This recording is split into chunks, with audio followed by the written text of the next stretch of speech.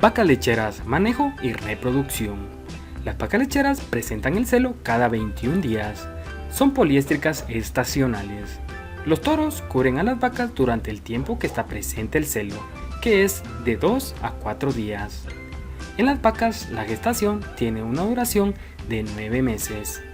En las explotaciones ganaderas, la fase de reproducción es un factor que determina el éxito de esta actividad económica.